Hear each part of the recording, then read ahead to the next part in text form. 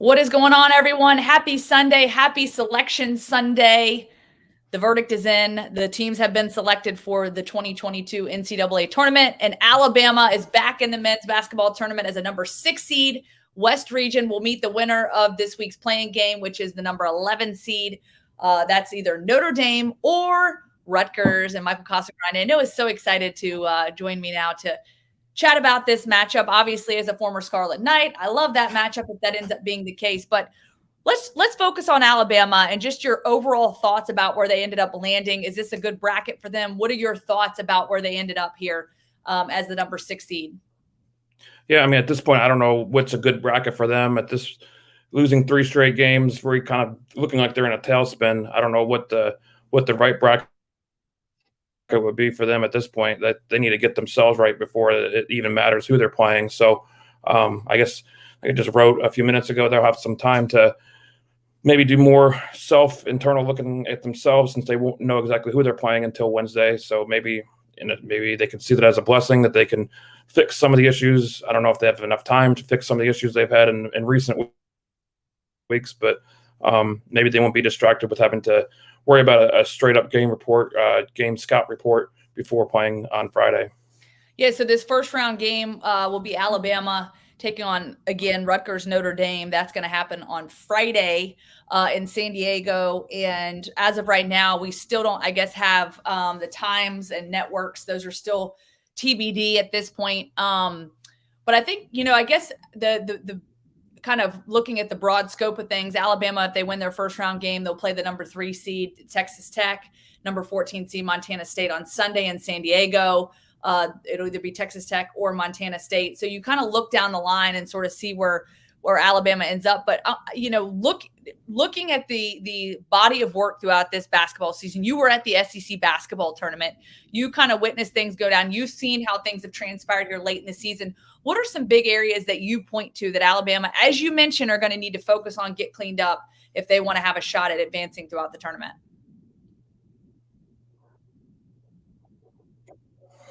Yeah, I mean, there are bigger picture issues. There are smaller, the macro, the micro.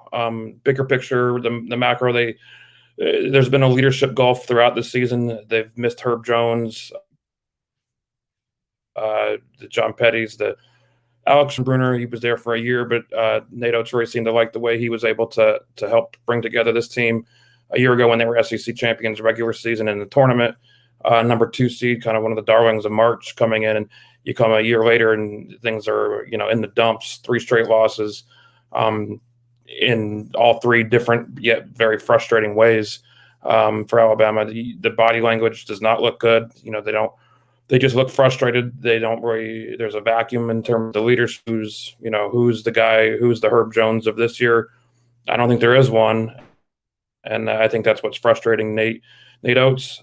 He's been, it's been a trying year for him. I think it's pretty clear to see that, when you ask him who's the leader of this team, and James Rojas becomes the name that he's citing, a guy coming off the bench after 2 ACL injuries. It's not a point guard that he mentions by name, which is typically who you'd see.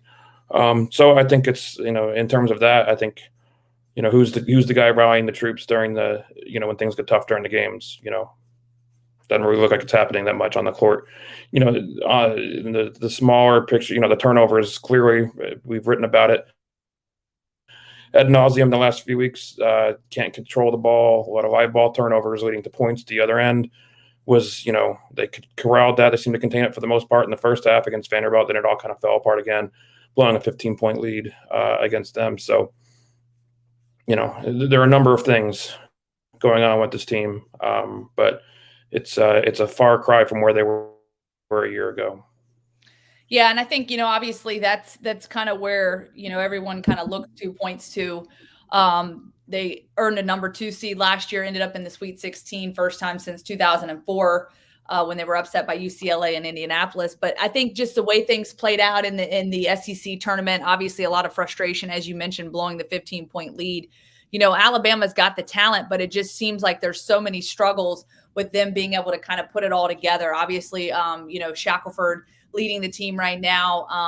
Quinterly right there behind him. But one of the big factors, I think, for Alabama has been their defense. And honestly, the defense has not looked great recently. And I think that's something they're really going to have to, clean up and certainly play their up-tempo way of getting up and down the court, but also playing better defensively, I think is going to be really important against Notre Dame and or Rutgers. Rutgers obviously back in the tournament for, the back-to-back years. And so this is kind of a team that gets in. It's sort of another Cinderella story. Yay, this is exciting. And I'm not talking about just because I went there, but I think Rutgers is a basketball team that has literally dominated some of the top teams in the country, kind of coming out of nowhere. So I think they're going to be someone that's going to be difficult to beat in the fact that, in the event that they end up getting that, or if it's Notre Dame. Notre Dame came into the season 4-5 to start the season, did not look good, did not look like they would even be in this position as a play-in game. And then they ended up having 6 straight wins and have just started playing more consistently. On the other end, Alabama not playing as consistent, a lot of frustration. You can see it in their faces. You were there. You kind of witnessed it firsthand. And I know Nate Oates stepping up to the podium here momentarily to kind of give his thoughts on everything that, kind of has unfolded and what their thoughts are going into this.